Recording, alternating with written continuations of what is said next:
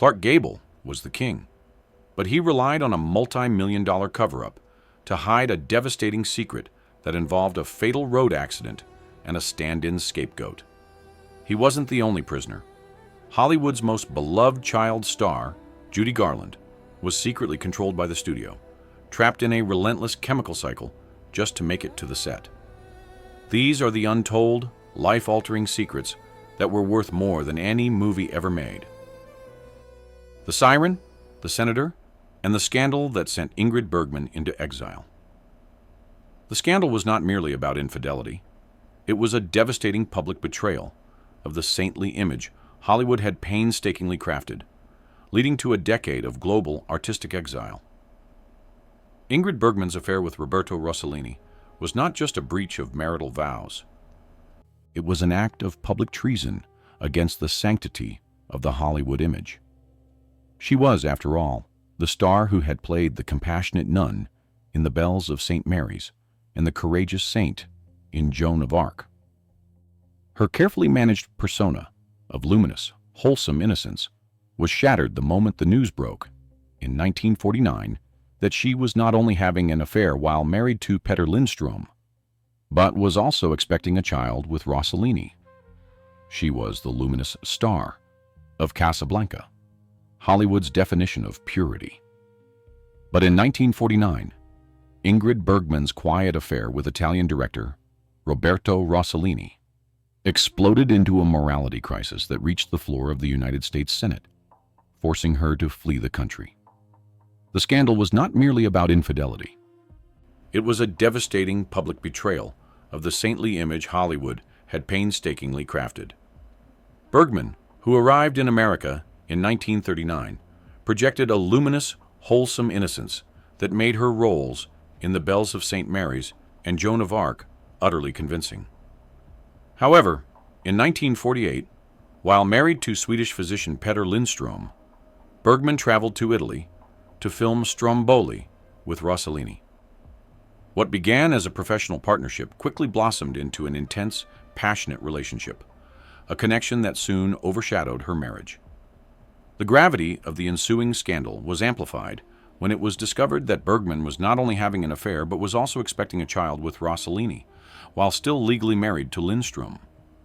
This revelation, in the puritanical climate of the late 1940s, was deemed a national crisis of morality. The response from the American public was swift and brutal. The audience who adored her for her apparent virtue now turned on her with vicious condemnation. Churches denounced her, fan mail transformed into hate mail, and movie theaters canceled screenings of her films. The scandal reached its peak in March 1950, when United States Senator Edwin Johnson of Colorado stood on the floor of the Senate and delivered a scathing attack. He branded her as a horrible example of womanhood and a powerful influence for evil, demanding that Hollywood immediately blacklist her. The studio system swiftly complied. Bergman became a persona non grata, her American career incinerated overnight. Forced to abandon her American home and her first child, she departed for Italy to be with Rossellini, embarking on a self-imposed exile that lasted for nearly a decade. The irony was profound. The star who embodied saintliness was banished by the very nation that had celebrated her for it. Her complete professional and personal uprooting proved that in the Golden Age, morality could be a more powerful weapon than any censor's cut. The industry assumed this was the final act in the tragedy of Ingrid Bergman's fall from grace. But as we shall see, Hollywood has a short memory for sins when box office receipts are on the line. The most shocking love triangle, when Elizabeth Taylor stole Debbie Reynolds' husband. The Elizabeth Taylor, Debbie Reynolds, and Eddie Fisher love triangle of 1958 was pivotal. It wasn't just a scandal, it was the moment the walls between a star's private life and the public domain crumbled forever. The year was 1958, and the headlines screamed betrayal. America's sweetheart, Debbie Reynolds, betrayed by her closest friend, Elizabeth Taylor, who had secretly taken her husband, Eddie Fisher. This was the real-life drama that dismantled the image of Hollywood's most wholesome family and became the first modern celebrity spectacle. Reynolds and Fisher had been the industry's golden couple, the embodiment of traditional American values. Elizabeth Taylor was the screen goddess and one of Reynolds' confidants. The catalyst for this devastating upheaval was a profound personal loss. Elizabeth Taylor was married to the flamboyant producer Mike Todd. In March 1958, Todd's private plane crashed, ending his life. Taylor was shattered. Fisher, as Todd's best friend and Taylor's neighbor, was dispatched to console the grieving actress. What began as an act of comforting quickly deepened into a secretive, intense romantic bond that soon made its way to the headlines, electrifying the world with its brazen impropriety. The immediate reaction was a moral outrage so potent it is difficult to imagine today. The public saw it as the height of decadence and personal betrayal. The volume of hate mail that flooded studio mailrooms for Taylor was staggering. Debbie Reynolds, left alone with two small children, including daughter Carrie Fisher, was immediately cast as the tragic victim. Elizabeth Taylor was vilified as the Scarlet Woman and homewrecker. Eddie Fisher, who swiftly left his wife for Taylor, saw his clean-cut image instantly tarnished, with his television show swiftly canceled. The emotional destruction of the scandal was played out on magazine covers and newsreels. Columnists dedicated weeks to discussing the ethics of friendship and marriage, with most of America firmly rooting for Debbie Reynolds. The marriage between Taylor and Fisher, born in such a storm of controversy, was predictably volatile and brief, lasting only 5 years before Taylor met her next great love, Richard Burton. The King of Hollywood was thought to be above such mortal complications, but even Clark Gable found that his legendary charm could not protect him from a grim secret locked away in the studio's vault. The entire episode served as a pivotal turning point, marking the moment when the private lives of stars became public property on an unprecedented, almost invasive scale, creating the template for modern celebrity gossip. The Dark Secret of the King, How MGM Covered Up, Clark Gable's Hit and Run. Clark Gable, the King of Hollywood, was untouchable, his rugged image a symbol of American masculinity and charm. But the alleged fatal road accident was not just a crisis. It was an existential threat to Metro-Goldwyn-Mayer's most valuable brand. In the mid-1930s, a devastating secret was allegedly locked away in the Metro-Goldwyn-Mayer vault. A fatal road accident that involved Gable's vehicle and a multi-million-dollar cover-up orchestrated by the studio's top fixers. Gable was at the absolute height of his fame, having recently crowned his career with the triumph of It Happened One Night, and the studio recognized that his image was their most valuable asset. The alleged incident occurred late one evening in 1937.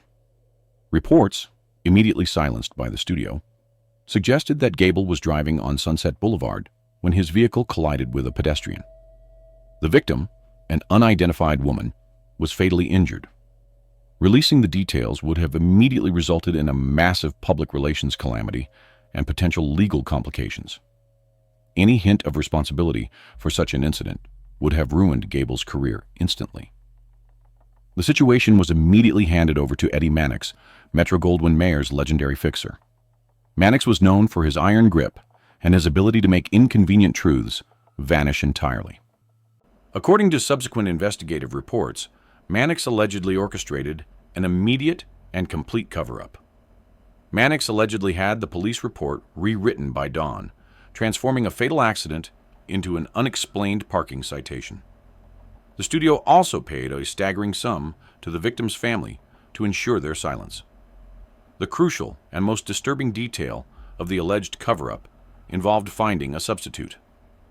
The story claims that the studio convinced a relatively low-level studio employee, potentially a young aspiring actor or stuntman, to take responsibility for the incident.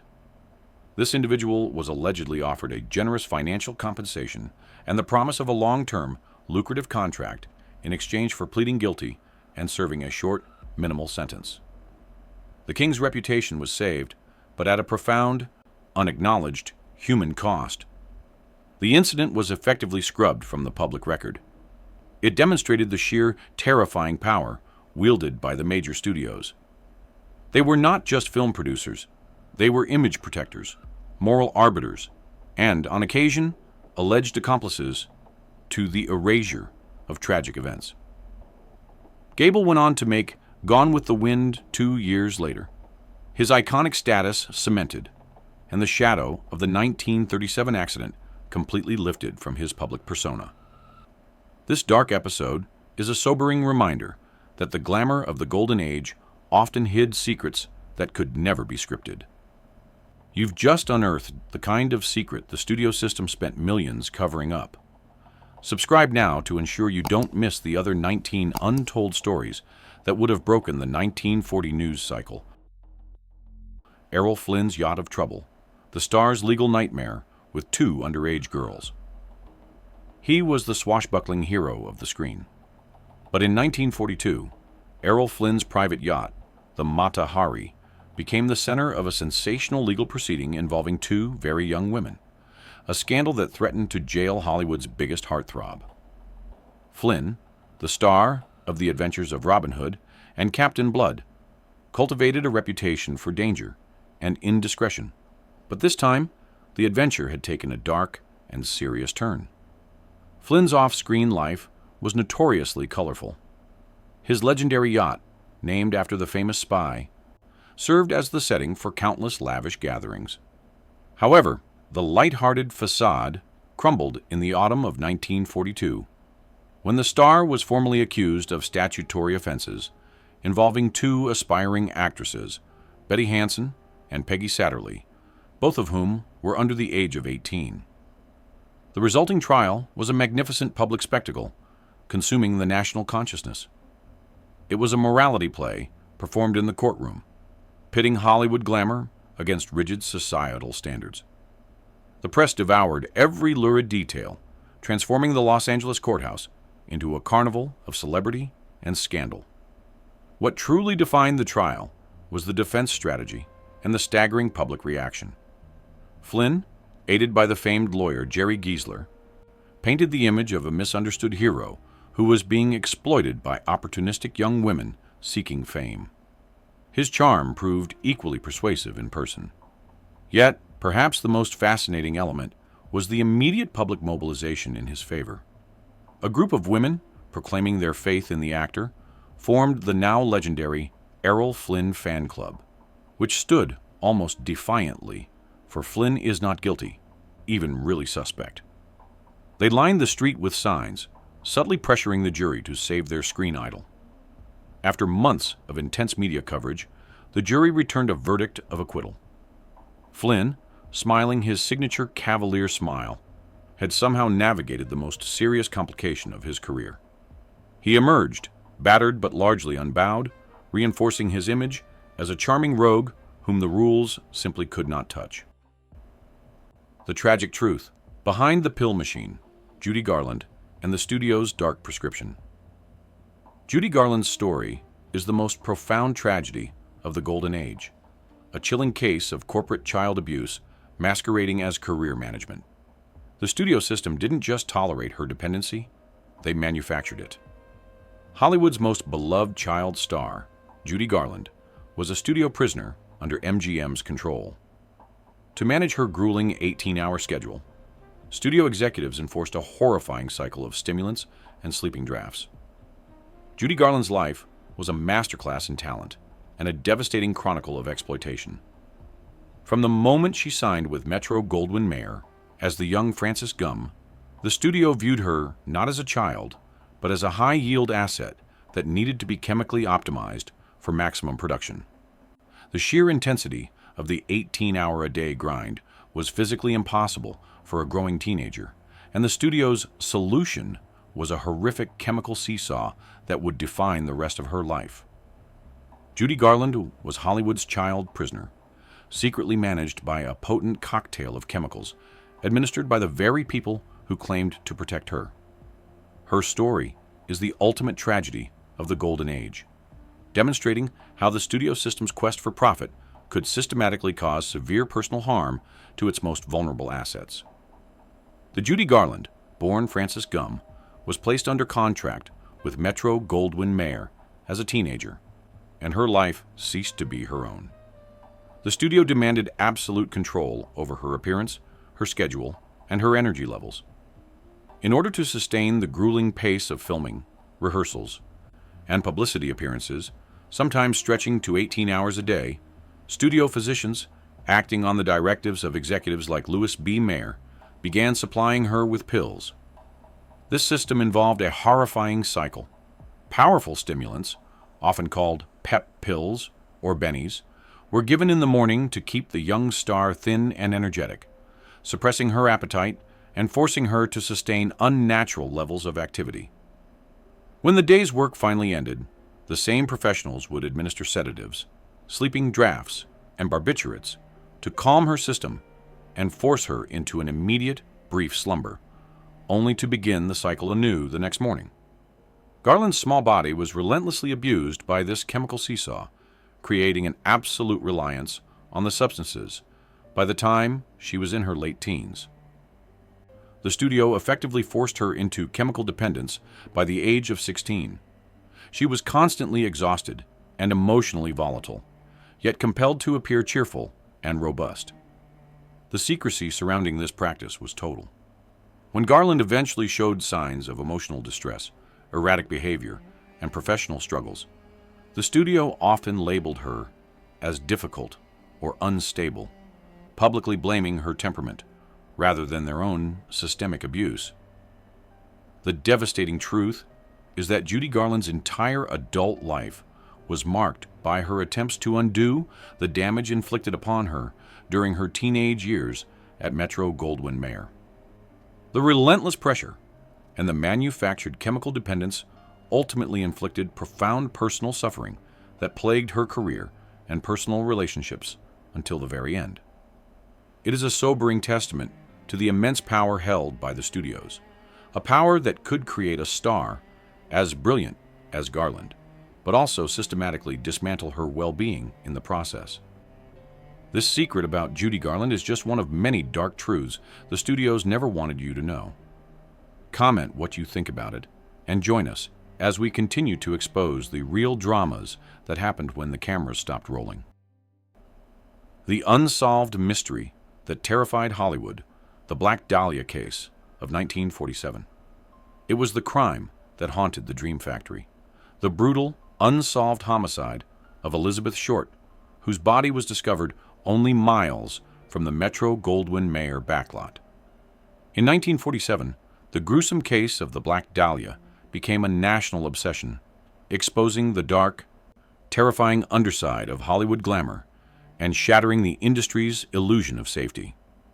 Elizabeth Short, a 22-year-old aspiring actress, embodied the quintessential Hollywood hopeful. When her body was discovered, tragically dismembered, in a vacant lot in Leimert Park, the city was instantly plunged into a nightmare. The shocking details of the crime were unprecedented in their brutality and immediately seized the attention of the media. Los Angeles newspapers, particularly the Herald-Express and the Examiner, capitalized on the horror, feeding the public's morbid curiosity with sensational, graphic details. For the studios, the crime was a terrifying public relations calamity. The Black Dahlia case shone an unwelcome spotlight on the less glamorous realities of Los Angeles, the vulnerability of young women seeking fame, and the lurking dangers often ignored in the pursuit of the dream. This tragedy made it impossible to maintain the illusion that Hollywood was a perfect haven of stars and luxury. Despite an exhaustive investigation that spanned years and generated countless suspects, including several prominent figures whose names were whispered in Hollywood circles, the homicide remains officially unsolved. It left a permanent scar on the psyche of the city, becoming a grim legend that embodied the hidden malevolence beneath the tinsel. Maryland's public brawl, the famous fight between Monroe and baseball legend Joe DiMaggio. Marilyn Monroe was the ultimate fantasy, but her marriage to baseball icon Joe DiMaggio was a brutal reality. In 1954, Their volatile union climaxed in a ferocious public argument on a soundstage, leading to a legendary split. The collision of these two American idols, the ethereal goddess of Hollywood and the stoic legend of the New York Yankees, was destined to be brief, brilliant, and utterly explosive. DiMaggio, the quiet, conservative hero, was accustomed to absolute discipline and private dignity.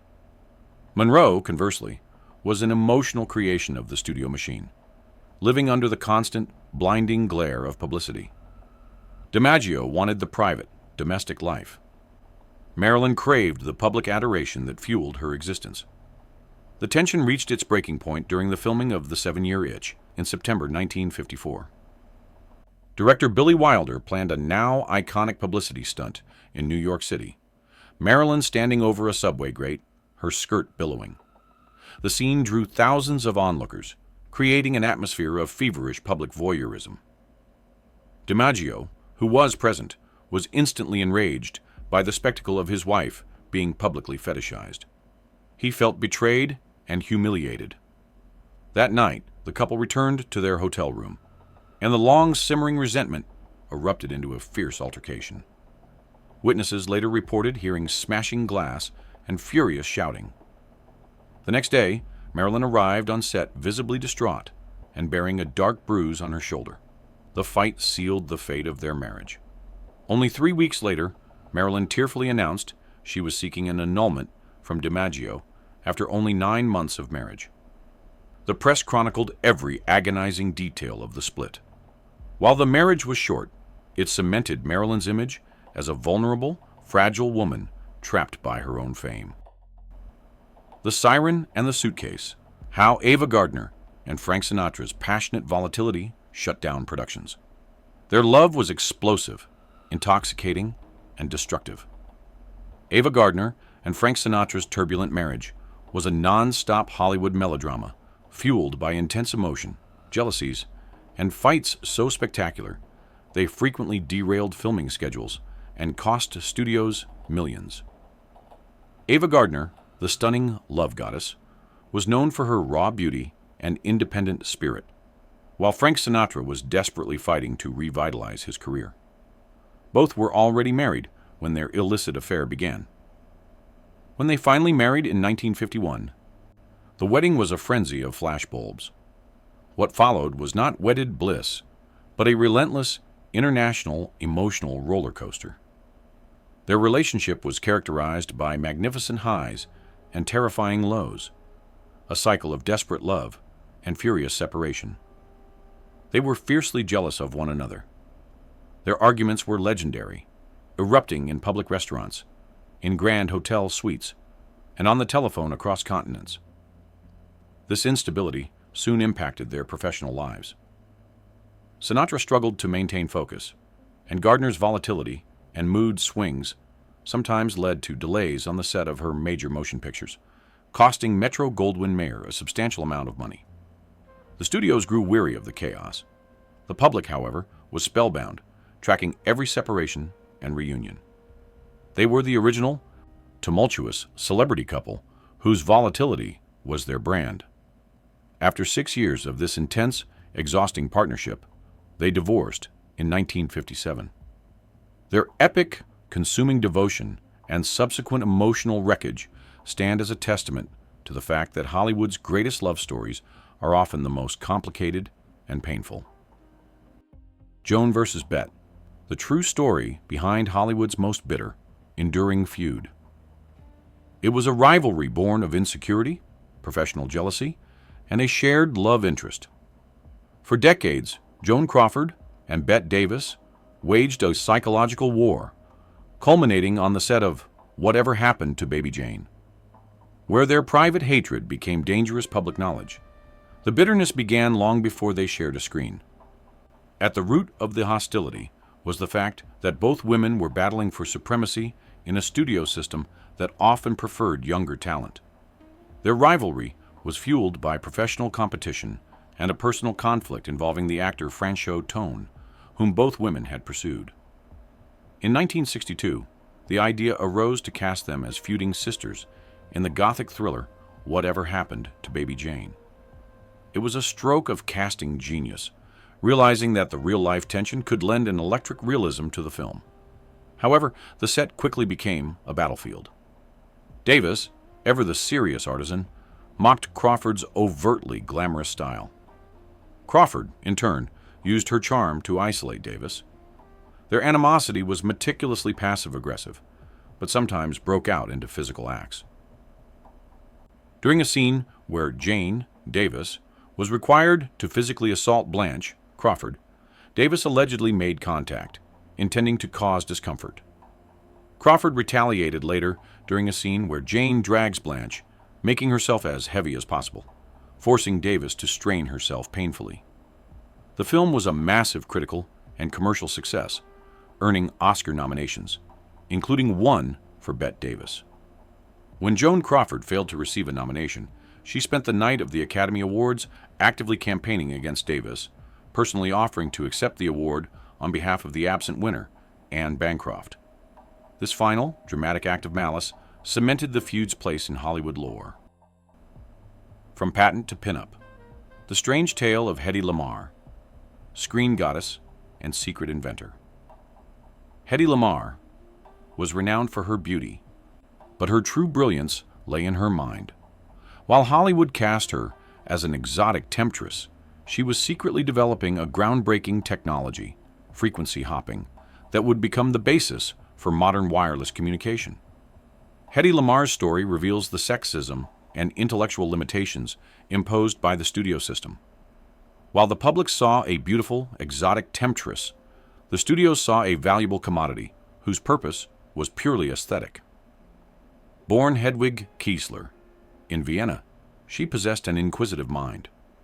Before arriving in Hollywood, she had listened intently to conversations about torpedo guidance systems and military technology while married to an armaments manufacturer. When she came to Metro-Goldwyn-Mayer, Louis B. Mayer rebranded her as Hedy Lamarr, projecting an image of stunning but simple European allure. Lamarr, however, found the intellectual life of Hollywood profoundly lacking. She often kept a drafting table and scientific texts hidden in her trailer. The culmination of this secret intellectual life occurred during the early years of the Second World War. Lamarr, deeply concerned about the Allied effort, sought a way to contribute meaningfully. She recognized that radio-controlled torpedoes were easily jammed by enemies. Working with her unlikely partner, the avant-garde composer George Antheil, she devised a system that allowed the signal to hop randomly between 88 frequencies, the number of keys on a piano, making it impossible for enemy forces to block the communication. They patented this secret communication system in 1942. The studio, and indeed the United States Navy, reacted with bewildering disinterest. When she presented the schematics, the studio heads didn't ask about the torpedoes. They asked if she'd be available for a costume fitting. They believed her value was exclusively aesthetic. The patent languished for decades, eventually expiring before its value was recognized. The irony is heartbreaking. While Hedy Lamarr's beauty faded, her invention became the technological bedrock for modern cellular phones, Wi-Fi, and Bluetooth. She gave the world a means to communicate globally, yet she was initially denied the credit due to the narrow expectations imposed by her public image. The price of glory, the tragic institutionalization of starlet Frances Farmer. She was one of the most promising young talents of the 1930s, fiercely independent and rebellious. But Frances Farmer's refusal to conform to the studio machine led to a public breakdown, multiple arrests, and a terrifying institutionalization that became Hollywood's great cautionary tale. Frances Farmer came to Hollywood not seeking fame, but as an intellectual and a true artist who held a deep disdain for the shallow artifice and manufactured glamour of the contract system. She repeatedly clashed with Paramount executives who demanded she trade her preferred serious stage roles for light, demeaning film parts. This refusal to conform, coupled with her growing reliance on alcohol, branded her as difficult and uncooperative. Her resistance eventually spilled into her private life. In 1943, she was arrested for driving while intoxicated. During her arrest, she behaved erratically, leading to a physical struggle with officers. When released on bail, she made matters worse by throwing a bottle of liquor at the judge during a subsequent court hearing. The studio withdrew its support. Her mother, Lillian Farmer, initiated legal proceedings that resulted in a court order placing Frances into institutional care. What followed was a devastating 9-year period in various facilities. Frances Farmer was subjected to a frightening series of treatments designed to break her independent spirit and force her back into a state of public docility. The press followed the saga with a terrifying mix of fascination and moral condemnation, sensationalizing her arrests and institutionalization. The story sent a clear, chilling message to every ambitious young talent that nonconformity would be met with swift and irreversible destruction. Frances Farmer's eventual release did little to erase the grim legend. She remained a symbol of the immense emotional cost exacted by the Golden Age. The billionaire's backyard, Howard Hughes's increasingly bizarre and reclusive existence. He was the enigmatic figure who owned Hollywood, a brilliant, terrifyingly wealthy tycoon who became the industry's greatest mystery. By the mid-1940s, Howard Hughes began his slow retreat into a bizarre world of eccentricity, obsessive fear, and reclusion. His story is a chilling example of how staggering wealth and absolute power, when combined with crippling psychological struggles, can lead to a spectacular and tragic personal confinement. Hughes was already legendary for his exploits as a pilot, engineer, and producer. His ownership of the RKO studio gave him unprecedented influence. As his fame increased, so too did his idiosyncrasies. By the end of the 1940s, the public began to hear whispers of his increasingly bizarre behavior, fueled by his growing phobia of germs. His descent into extreme reclusion was slow but steady. He demanded that all associates and employees adhere to complex, rigorous sanitization rituals. Every interaction was filtered through layers of caution, with Hughes refusing to shake hands or touch objects that had been handled by others. This fear escalated to the point where he began demanding that items be delivered encased in elaborate layers of paper towels or tissue. This eccentric behavior had a severe impact on his business empire. Production decisions were delayed for months as studio executives struggled to communicate with their increasingly detached owner. His perfectionism on projects, such as the agonizingly slow production of the massive Spruce Goose flying boat, demonstrated his inability to let go of any detail. By the 1950s, the sightings of Hughes became almost non-existent. He conducted business entirely from the remote confines of his hotel suites, communicating primarily through elaborate detailed memos. The man who had once been the dashing epitome of American ambition was now a reclusive shadow, a figure known only through the increasingly strange demands that filtered down from his cloistered world. The betrayal of a great love. Gary Cooper's open affair with co-star Patricia Neal. Gary Cooper was the quiet, stoic hero, married for decades to his beloved Rocky.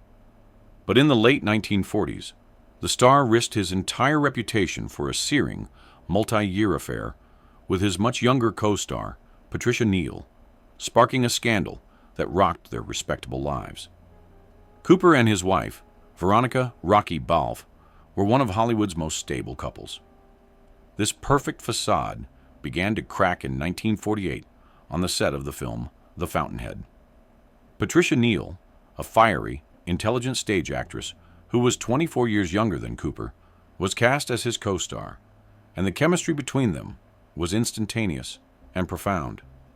Their intense connection quickly moved from the scripted scenes into a deeply serious, private relationship.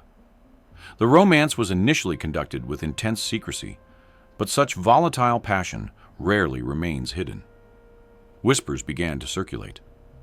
Rocky Cooper, devastated by the betrayal, refused to tolerate the situation. The drama escalated publicly when she made the profound decision to separate from Cooper, threatening to file for divorce. This was a front-page scandal that threatened to dismantle the image of American stability that Cooper personified. Rocky went so far as to contact Patricia Neal's own parents, urging them to intervene and encourage their daughter to end the relationship. The pressure on Neal was immense. Ultimately, Cooper was unable to withstand the emotional and professional cost of the scandal. Faced with the potential loss of his wife and public standing, he finally ended the relationship with Patricia Neal in 1951. Rocky eventually allowed him to return, and the couple embarked on a quiet reconciliation. The tragic siren, Lupe Velez's sensationalized final night. Known as the Mexican Spitfire, Lupe Velez had a life as volatile and dramatic as her on-screen persona. But her final hours in 1944 became a sensationalized, tragic story involving a secret pregnancy and a highly publicized, dramatic, self-inflicted passing. Lupe Velez, who came to Hollywood in the 1920s, quickly carved out a niche as a fiery, tempestuous screen personality. By 1944, Velez was 36 and deeply involved in a troubled relationship with a young, aspiring actor named Harold Ramond. Velez discovered she was expecting a child. For a star of her standing, and given the strict morality clauses imposed by the studios, a child born out of wedlock represented a personal catastrophe she felt she could not survive. When Harold Ramond refused to marry her, Velez made the irreversible decision to end her own life. She carefully orchestrated her final evening, penning notes to her assistant and to Ramond, expressing her intense despair and love. Her intention was to pass away peacefully in her bed, surrounded by candles and flowers. However, the reality of the scene discovered by her assistant the next morning was tragically chaotic. The press immediately descended upon the story, and rather than focusing on the tragic circumstances of her emotional distress and rejection, they sensationalized the messy details of the physical scene. The media's grotesque focus on the chaotic aftermath turned a personal tragedy into a piece of morbid entertainment, ensuring Velez's final scene was not one of peaceful rest, but of sensationalized despair.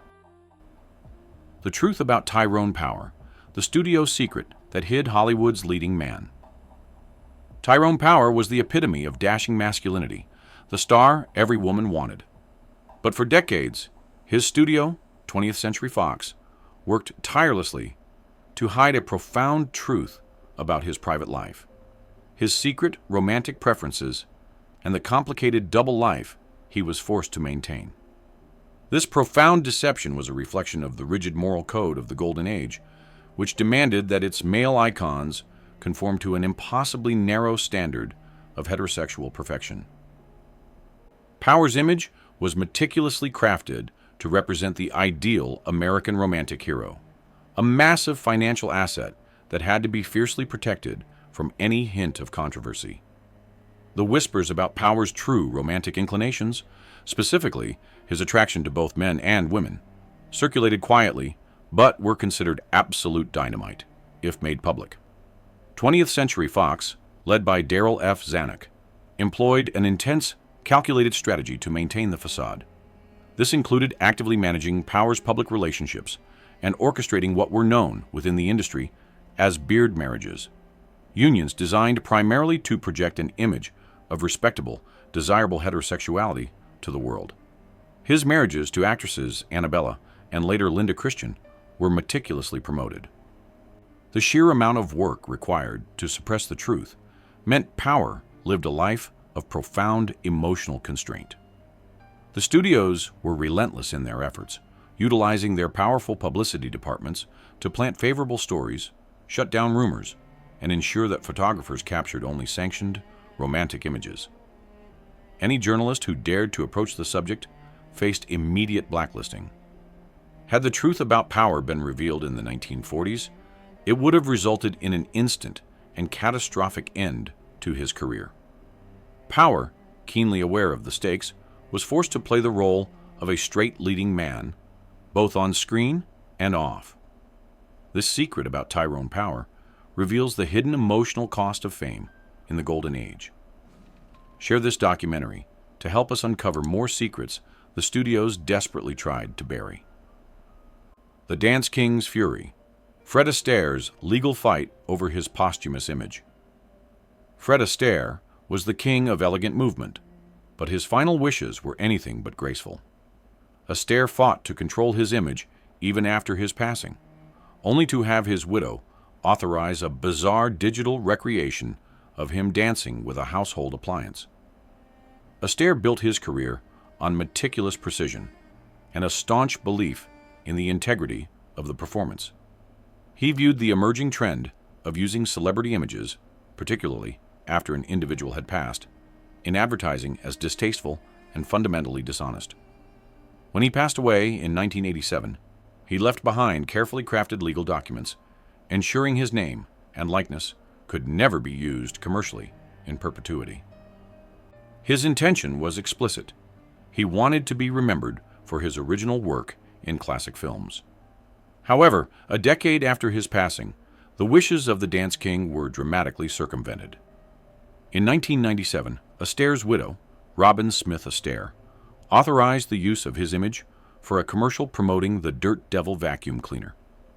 The advertisement featured a digitally composited version of Astaire, dancing across floors with the appliance.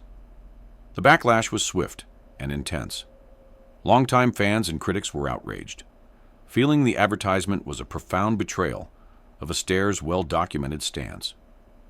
The image of the sophisticated dancer selling a household cleaning tool struck many as an inexcusable cheapening of his career. It became a prominent example of the ethical complexities surrounding celebrity rights in the modern era. The silent screen's dark riddle, the unsolved death of Thelma Todd. Thelma Todd, the dazzling comic star of the early 1930s, was found unresponsive in her garage, a bizarre tragedy that was ruled accidental but remained shrouded in suspicion. The question lingered. Was it self-inflicted passing, carbon monoxide fumes, or foul play connected to the criminal underworld? The mystery surrounding her final hours became one of Hollywood's most enduring cold cases. Todd was known for her effervescent personality.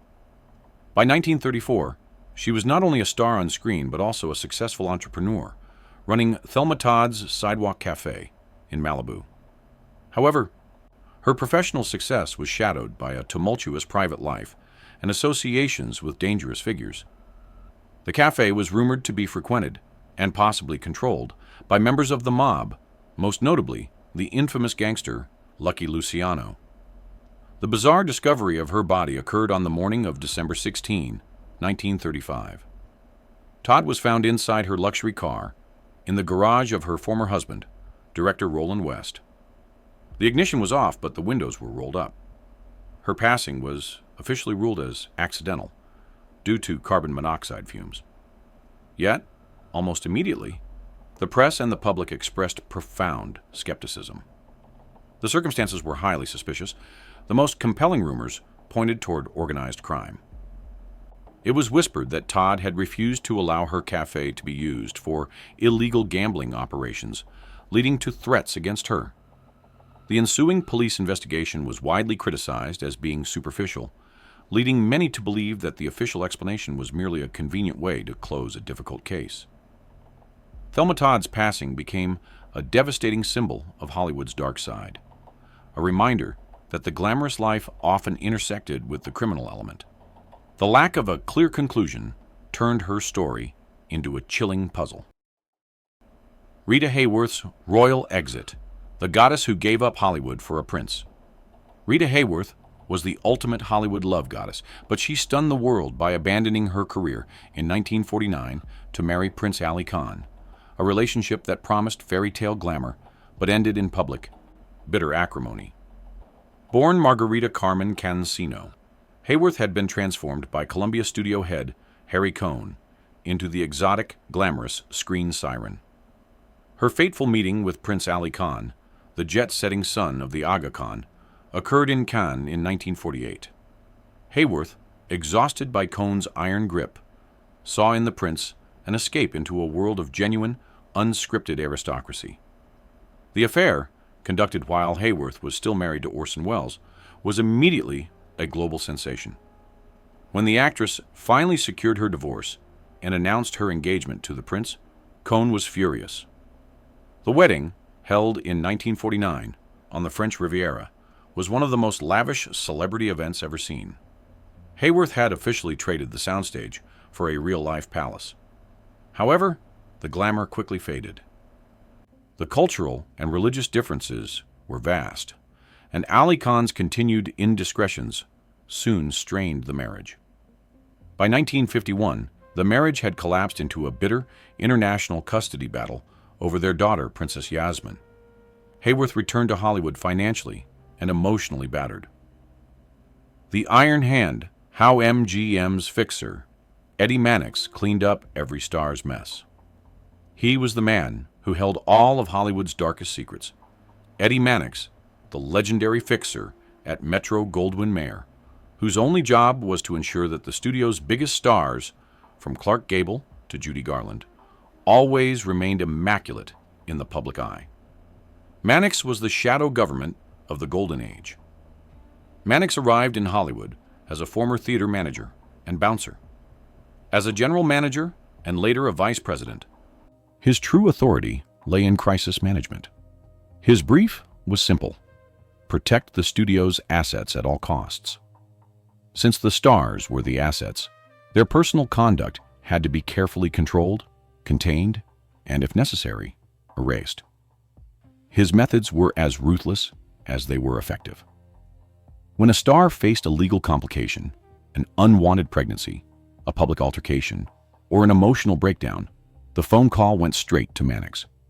He maintained a deep network of connections within the police, the judiciary, and the press, particularly with the influential gossip columnists Hedda Hopper and Luella Parsons, whom he manipulated with equal parts charm and veiled threat. Mannix was the man who allegedly orchestrated the cleanup of the Clark-Gable road accident. He managed the various volatile outbursts and arrests of stars like Wallace Beery. He arranged for private medical procedures for actresses to address inconvenient pregnancies. And critically, he helped enforce the chemical regime that kept young talents like Judy Garland on set and working. The power Mannix wielded was derived from the absolute fear and loyalty he commanded. He held their private lives, their infidelities, their legal troubles, their most damaging personal choices, in a massive, invisible ledger of leverage. The divorce that shook the decade, Barbara Stanwyck and Robert Taylor's bitter split. They were the ideal Hollywood couple, a pairing of two of the screen's most beautiful and respected talents. But Barbara Stanwyck and Robert Taylor's 12-year marriage ended in a bitter public divorce in 1951, complete with rumors of infidelity and emotional distance. It was the devastating collapse of a perfect facade. Barbara Stanwyck, a fierce and talented actress, married the younger, classically handsome Robert Taylor in 1939. To the outside world, their union was Hollywood royalty, and the studios invested heavily in promoting their marriage as a testament to stability. However, behind the gates of their home, the reality was far more complex. Taylor began to chafe under the expectations of his leading man persona. Whispers began to circulate, suggesting that Taylor was pursuing various romantic attachments outside of the marriage. The tension became unbearable in the late 1940s, leading to frequent separations. Stanwyck was intensely private, and the growing rumors of her husband's alleged indiscretions were deeply wounding. When the separation became official in 1950, the public reaction was one of stunned disappointment. The eventual divorce in 1951 was highly scrutinized, focusing intensely on the division of their considerable assets. Stanwyck handled the proceedings with a characteristic combination of professionalism and dignity. The collapse of the Taylor-Stanwyck union served as the final confirmation that the pressures of the Golden Age could corrupt even the most publicly revered relationships. And so, the curtains close on the untold secrets of Hollywood's Golden Age, a time of dazzling fantasy built upon staggering compromises and private wars. The secrets of Hollywood's Golden Age, from Clark Gable's alleged cover-up to Judy Garland's tragic chemical cycle and Ingrid Bergman's devastating Exile reveal a world of dazzling fantasy built on staggering compromises and private wars. If these hidden histories and ruthless cover-ups captivated you, be sure to like this video and subscribe to join us next time. We'll keep the studio vaults open